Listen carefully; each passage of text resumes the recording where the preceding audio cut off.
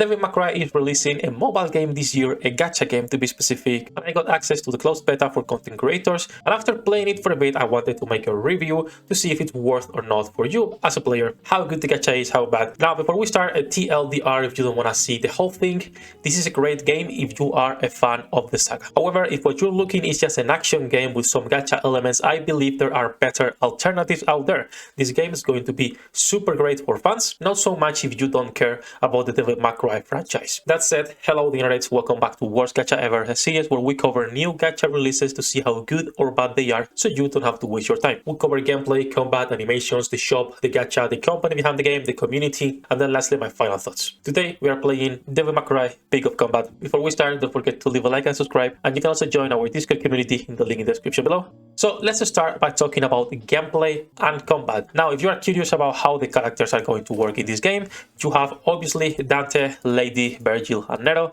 and there is different versions for every character with different rarities. As you can see, for example, we got 2 A Virgils and 1 S, which is the legendary Ronin. If I go to Dante, I have 2 S ones, which is Imperial Guard, and Feast of Salvation, and 1 A rarity, which is Devil Hunter.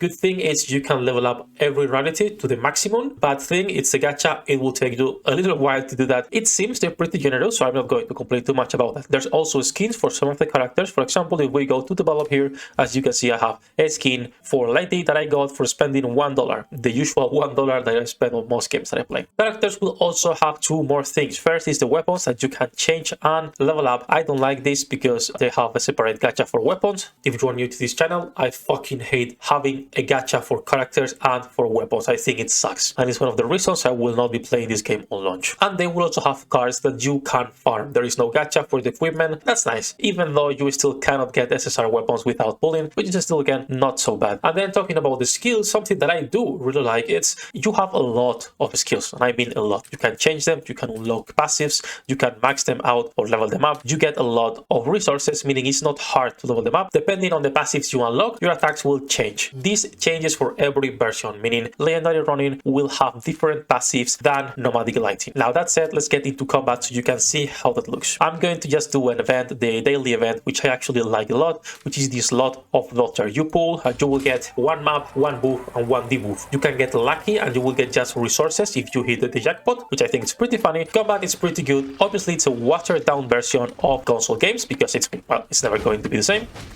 There's a lot of combos that you can chain. As you can see, you can swap between the characters. For example, you can swap here. Every character has different animations, different attacks. You have always a dash that you can go with Swift. Depending on the character, this changes. For example, if I switch to Dante right now, he doesn't have a dash. What he does in this version is guard, meaning you can block attacks directly here. I think that's pretty cool. You can just guard, and it will do a parry automatically. We can swap characters. Let's see if I can get the ultimate so you see it. There is different attacks when you are in the air, when you are on the ground. You can maintain, you can guard. Like there's a lot of combos that I think are pretty good. Okay, we have the ultimate, so let's do that. All the memes with this skill. This is just a small level. Obviously, you can do this 3 times per day. So that's combat. There is a lot of game modes, as you are seeing. There is stages where you can farm resources, a stage where you can do your daily challenges. There's also events, and then there's the main story, where as long as you keep progressing, you will be getting more and more resources for free. There's also some requests that you can do every single day, where you will select specific mobs to fight, and they will drop different resources. Overall, the gameplay is pretty simple. You know, a fighting combat game. It's pretty solid. It plays better on a mobile than it does on the emulator. The emulator supports controller though. If you have a controller, it will probably be a lot better. With keyboard and mouse, I don't like these types of games. I prefer to play them on my phone. That said, let's move into graphics, animations, and interface. So as you saw, the graphics of the characters themselves are not that bad. It's a mobile version. It's not going to be PS5 quality, but they still look pretty nice. There is plenty of animations everywhere. The interface is sharp, a lot of visual and sound feedback, which is always glad. So you can claim things here. As you can see, good animations. I don't have any complaints with the graphics or the interface, honestly.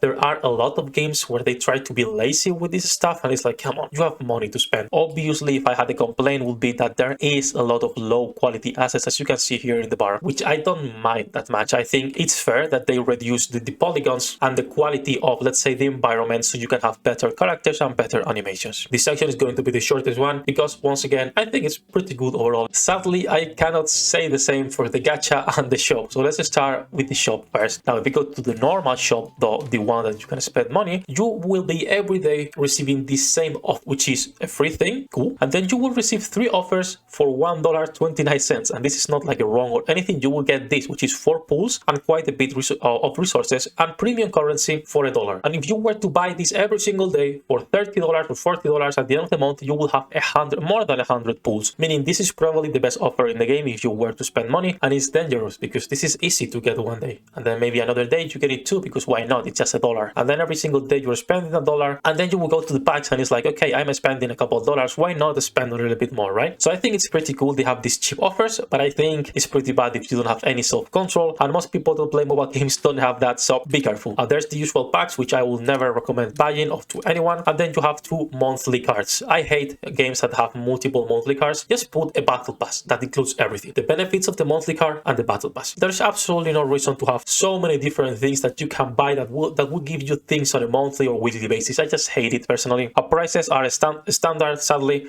$5 for a monthly card, the normal one, $13 for the other one. Thing is, they give you the same daily rewards, 100 gems or 120. So yeah, and then you have the exchange where you can just buy gems directly. I don't recommend doing that. Well, you cannot buy them directly. You need to buy diamonds and then you can exchange them for gems, because the more currencies you have, the easier it is to detach the player from, oh, I'm not spending money, I'm just buying gems. Other than that, there's also a battle pass. Now, I have a problem with the battle pass, and it's, as you can see, there is 3 battle passes, not 1, not 2. You have the basic one, which is the free one. You have the advanced one, which is going to be $9 or $10, and then you have the elite one, which is $20, and they have different rewards, meaning it's not only cosmetics that you are missing out, or maybe a head start of 20 levels. No, it's different rewards that are obviously a lot better, and a lot of the times a lot more currency. Once again, I hate games that are doing this type of stuff. I think it's super scummy, and I will never settle for the, oh, it's just the industry standard. I don't give a fuck what the industry standard is. It's a shitty move for the players, and you as the player should complain about it. Now let's move into the gacha. After the shop, that's what comes. There's always going to be 3 banners, well, 4. The normal one, where you can always get your normal characters, and then you will have 2 rate ups. In this case, we have Nero, Devil Claw, and we also have Dante, Imperial Guard. You will also have a banner weapon, which I said this, I hate this, I don't like banner weapons. It's already hard enough to get the most characters that you like. You also worry about, oh, I need to get their weapon. Genshin and the games that do this, I just don't like them. So let's do a multis. You see the animation? Let's do this. Yep.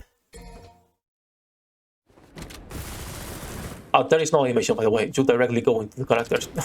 So we got Lady, Spark Igniter, and nothing else. As you can see, we'll talk about raids in a second. Let's do another multi and see if we get lucky.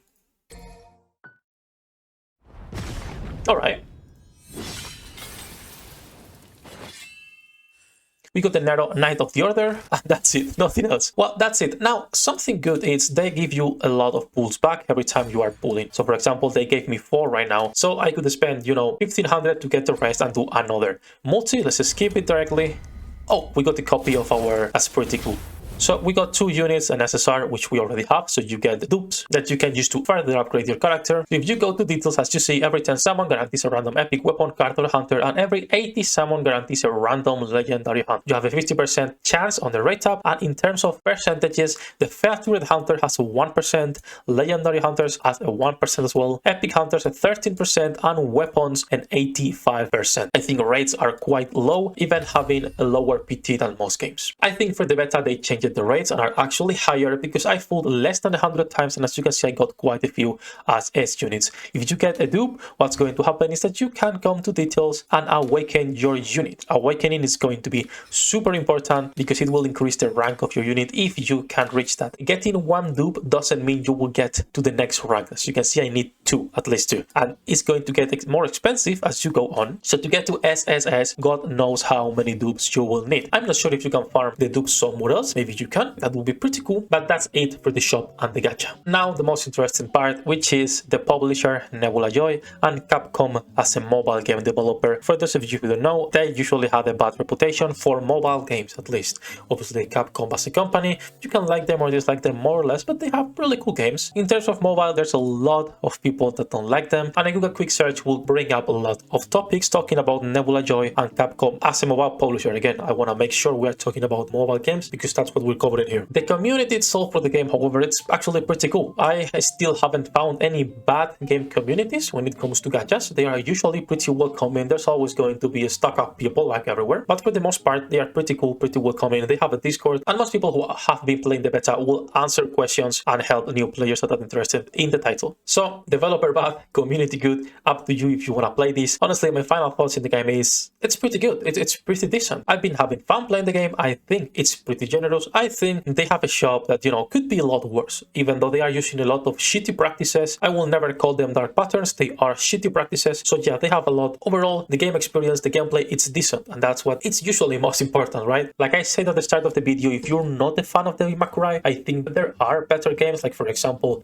Punishing Gray Raven and also the upcoming Aether Geyser for this type of instanced action combat. So yeah, overall, pretty good experience. If you are gonna try the game when it comes out, let me know in the comment section down below. In my case, personally, I will not cover it on the channel or on our website, utanwaifus.com, but I do hope you have a fantastic time playing it if you decide to try it. That's everything for today. Hope it was useful, and see you in the next one.